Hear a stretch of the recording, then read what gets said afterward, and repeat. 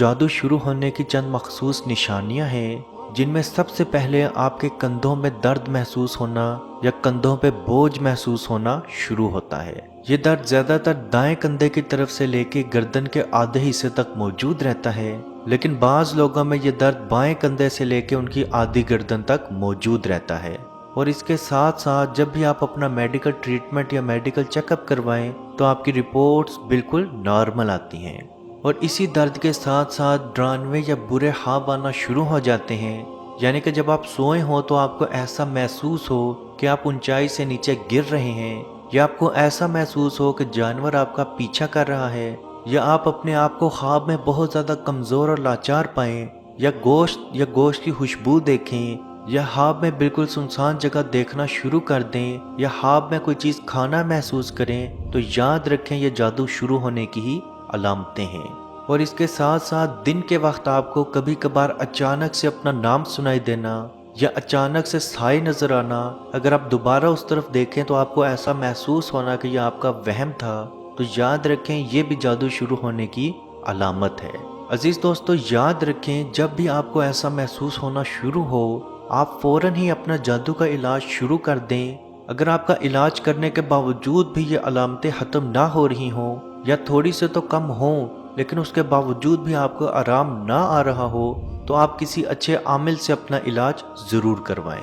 याद रखें इस दुनिया में अच्छे और बुरे दोनों आमिल मौजूद हैं, तो कोशिश करें सिर्फ उसी आमिल के पास जाएं जो अल्लाह और उसके नबी पे ईमान रखता हो और कुरान और हदीस से ही आपका इलाज करे। अजीज दोस्तों, वैसे तो जादू की और भी बहुत सारी निशानियां हैं, जिनमें कपड़ों का कट जाना, यानी कि आपने कपड़े बिल्कुल नए पहने हों या अलमारी में बिल्कुल सही सलामत धो के रखे हों, और जब आप वो अलमारी से कपड़े बाहर निकालें तो उन पे कट लग चुका हो, और वो कट इस तरह का हो कि कैंची या ब्लेड की मदद से काटा हो। कीमती चीज़ें या आपकी रोज़मर्रा की इस्तेमाल शुदा चीज़ें चोरी हो जाना, जैसे आपका कंघा, आपका टूथब्रश या कोई भी ऐसी चीज़ जो आप पहनते हो, आपकी ज्वेलरी, आपकी घड़ी या कोई भी ऐसी चीज़ चोरी हो जाना,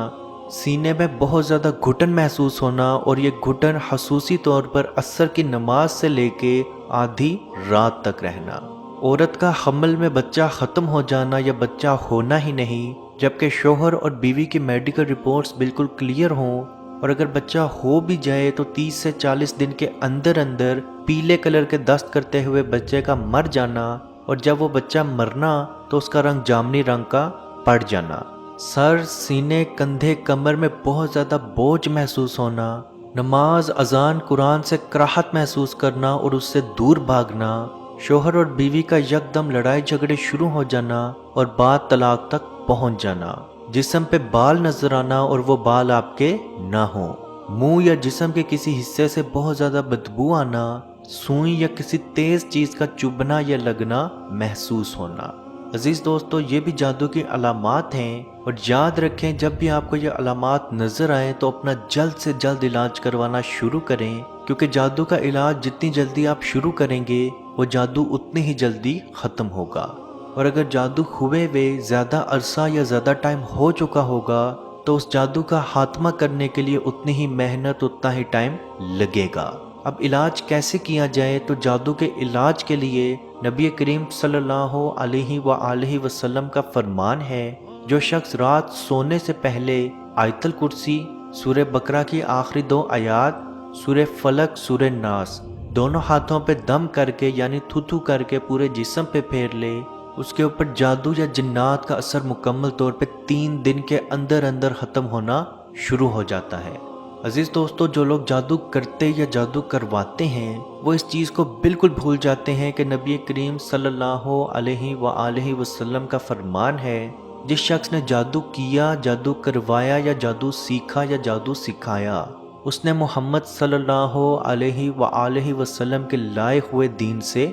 शिर्क किया। और जादूगर सिर्फ खुद शिर्क नहीं करता, बल्कि जो शख्स उससे जादू करवाता है या अगर कोई शख्स उससे जादू का इलाज या तोड़ करवाने आया है वो उससे भी शिर्क करवाता है। और यही वजह थी कि हज़रत अली रज़ी अल्लाह ताला अन्हो जादूगरों के सर कलम कर दिया करते थे। और बेशक उनके दौर में बहुत सारे ऐसे जादूगर मौजूद थे जिनके सर उनके तन से जुदा किए गए। और हज़रत उमर रज़ी अल्लाह ताला अन्हो اور حضرت علی رضی اللہ تعالی عنہ کے دور میں جادوگر اپنے آپ کو جادوگر کہتے ہوئے بھی ڈرتا تھا، کیونکہ اس کو معلوم تھا اگر کسی شخص کو پتہ چل گیا کہ میں جادو کرتا ہوں تو میرا سر میرے تن سے جدا کر دیا جائے گا۔ تو عزیز دوستو، اللہ کا خوف دل میں رکھیں اور جادوگروں سے جادو کرنا یا جادو کا توڑ کروانا مکمل طور پہ چھوڑ دیں۔ اللہ پاک سے دعا ہے کہ ہم سب کو اپنے حفظ و ایمان میں رکھے اور کشمیر کے بھائیوں پہ خصوصی رحم فرمائے اور ان کو آزادی کی نعمت عطا فرمائے۔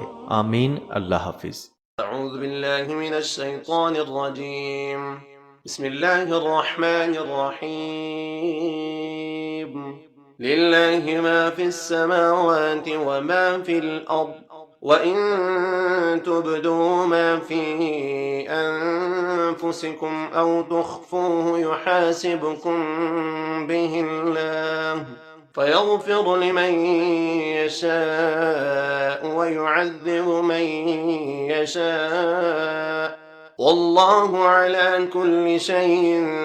قَدِيرٌ۔ آمن الرسول بما أنزل إليه من ربه والمؤمنون كل آمن بالله وملائكته وكتبه ورسله لا نفرق بين أحد من رسله وقالوا سمعنا وأطعنا غفرانك ربنا وإليك المصير۔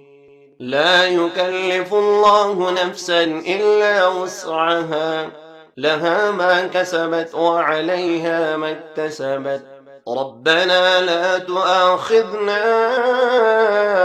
إن نسينا أو أخطأنا، ربنا ولا تحمل علينا إصرا كما حملته على الذين من قبلنا، ربنا ولا تحملنا ما لا طاقة لنا به، واعف عنا واغفر لنا وارحمنا أنت مولانا فانصرنا على القوم الكافرين۔ بسم الله الرحمن الرحيم، أفحسبتم أنما خلقناكم عبثا وأنكم إلينا لا ترجعون، فتعالى الله الملك الحق لا إله إلا هو رب العرش الكريم۔ ومن يدع مع الله إلها آخر لا برهان له به فإنما حسابه عند ربه إنه لا يفلح الكافرون۔